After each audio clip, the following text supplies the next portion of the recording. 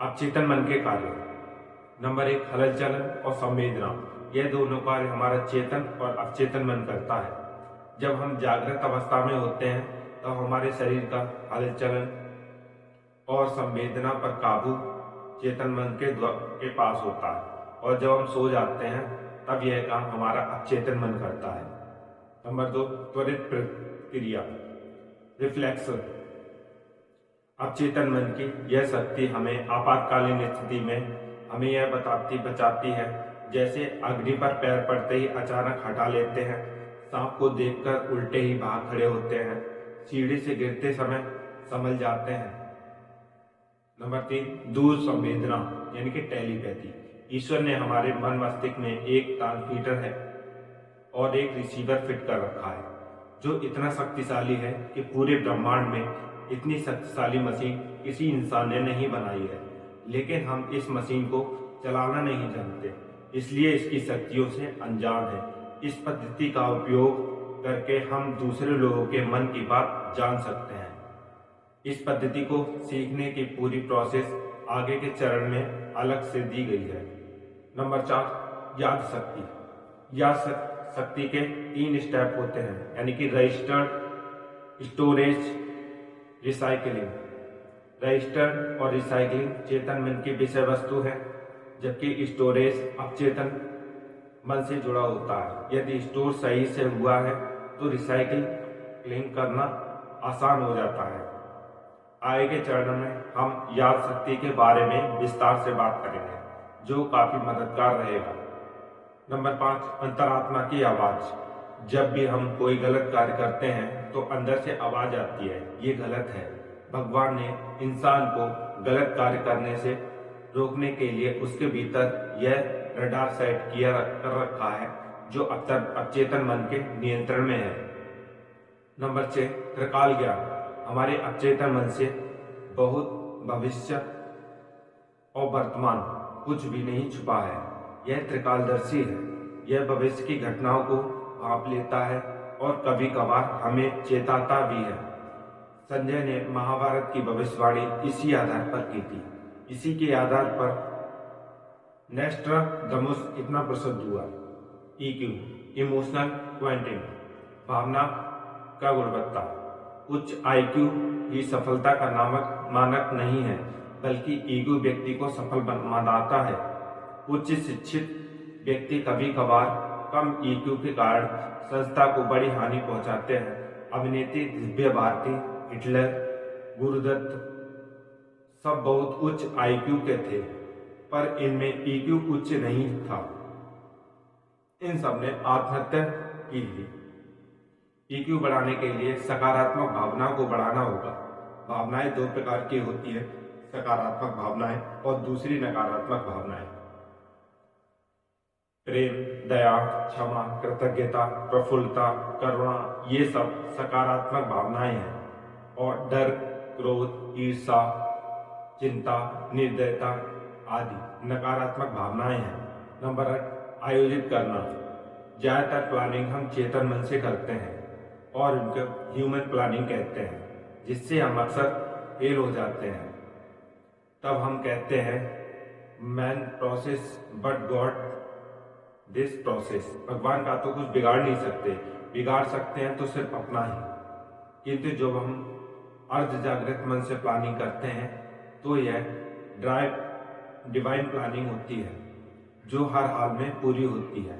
अक्सर मेरे लक्ष्य अर्ध जागृत मन द्वारा प्लान होते हैं। नंबर 9, अवसर खड़े करना। यह अवचेतन मन हमारे लिए अवसर क्रिएट करता है। Number 10, wisdom. सही समय पर सही निर्णय लेना ही अवचेतन मन की विशेषताएं हैं। जब भी आप किसी गफलत में पड़ने वाले हो, निर्णय आप अवचेतन मन पर छोड़ दें। यह आपके विश्वासों के अनुरूप सबसे उत्तम रिजल्ट लाएगा। Number 11, mental clock. दोस्तों, हमारे अवचेतन मन के पास एक नैसर्गिक घड़ी है, जो हमें सही समय पर उठा देती है। मैं कभी अलार्म घड़ी सेट नहीं करता, बल्कि अपने मन को कमांड दे देता हूँ कि मुझे अमुक समय पर उठना है। मन बिना देरी किए उठा देता है। Number 12, mental calendar.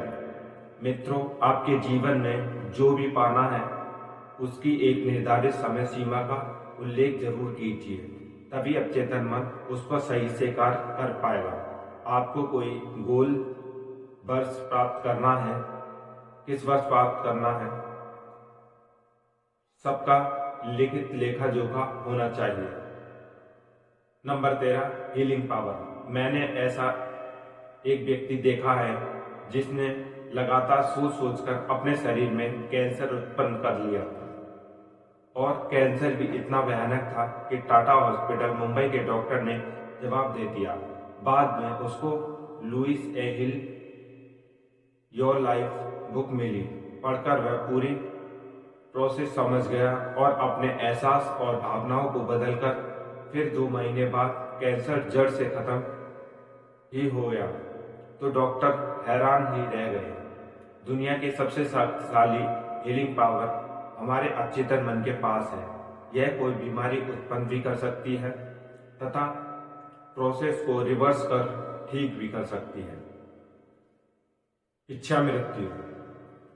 अपनी मृत्यु हम खुद चुन सकते हैं कि कहाँ मरना है, कब मरना है, किस स्थिति में मरना है। दोस्तों, ऐसे केस शायद आपने देखे होंगे जब डॉक्टर ने रोगी को मरणासन्न स्थिति में घर भेज दिया हो और रोगी बच गया हो। महाभारत में भीष्म पितामह अपने इसी अवचेतन मन की शक्ति व उपयोग बखूबी जानते थे। नंबर 15, आध्यात्मिकता का अंक SQ। मन, वचन, कर्म की एक रूपता जो औरों को खुश करे, वही आध्यात्मिकता है। मेरे हिसाब से आध्यात्मिकता क्या है? To do job with honesty, to repay a loan in time, to keep a promise, to mention a value in business, SQ, EQ और IQ। नंबर 16, चुंबकीय शक्ति यानी कि अट्रैक्शन।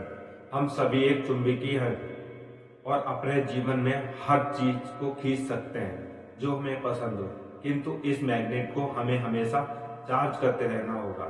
इसलिए सबरी तकनीकी अपनाना पड़ेगा।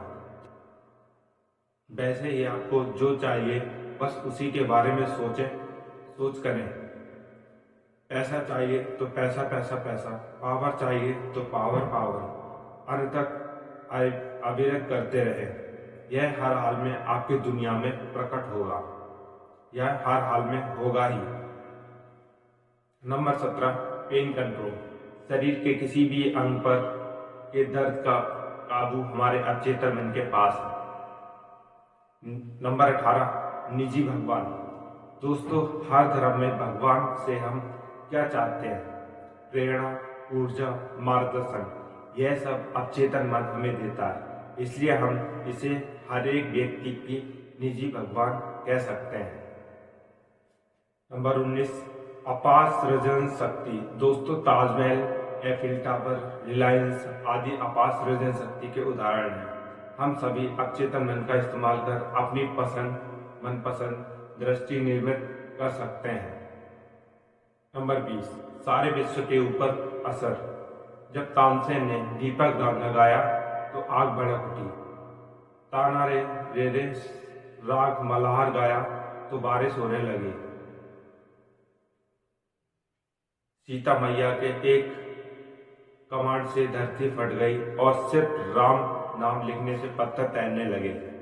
कौन सा विज्ञान यह सब व्याख्या करता है? यह सब अचेतन मन की शक्तियां हैं। श्री रविशंकर जब बेंगलोर में अंतरराष्ट्रीय आश्रम में होते हैं तब उनकी ध्यान साधना से बादल आते हैं, बरसते हैं। आप कभी कभी भी आश्रम में जाकर यह देख सकते हैं। वहां के सांप, बिच्छुआ, हिंसक जानवर तक से हिंसा खत्म हो गई है। वहां हमेशा हरियाली रहती है। यह श्री श्री रविशंकर महाराज की अचेतन मन की शक्तियों का एक छोटा सा नमूना मात्र है। Number 21, control over every part of body. महान महर्षि योगी जिन्होंने श्री श्री रविशंकर और डॉक्टर दीपक चोपड़ा को मेडिटेशन सिखाया, जब खुद ध्यान में होते थे तो हवा में ऊपर उठ जाते थे। इनको यौगिक फ्लाइंग कहते हैं। हमारा अवचेतन मन परम शक्तिशाली है। इसका हमारे शरीर के हर एक भाग पर काबू होता है। Number 22, creative thinking. Ordinary thinking यानी कि चेतन मन से, क्रिएटिव थिंकिंग यानी कि अचेतन मन से। दोस्तों, Walt Disney, Pandit Ravishankar, Leonardo da Vinci आदि सभी ने क्रिएटिव थिंकिंग कर दुनिया को अनमोल रतन दिया। लियोनार्डो दा विंची को बिसाइड्स मैन ऑफ वर्ल्ड कहा जाता है। नंबर 23, स्वास्थ्य। जब भी आपसे कोई पूछता है कैसे हो, आप कहते हो फाइन। यह कहने का तात्पर्य है कि आप अपने अवचेतन मन को कह रहे हैं कि सब ठीक है, कुछ करने की जरूरत नहीं है। अवचेतन मन हमारे ऑटोनोमस नर्वस सिस्टम पर पूरा कंट्रोल रखता है, जो हमारे शरीर में पाचन, श्वास, हार्मोन्स पैदा करना आदि के नियंत्रण के लिए जिम्मेदार होता है। जब भी हम चेतन मन के माध्यम से कोई भी निगेटिव कमांड अवचेतन मन को देते हैं तो बीमारी पैदा होती है।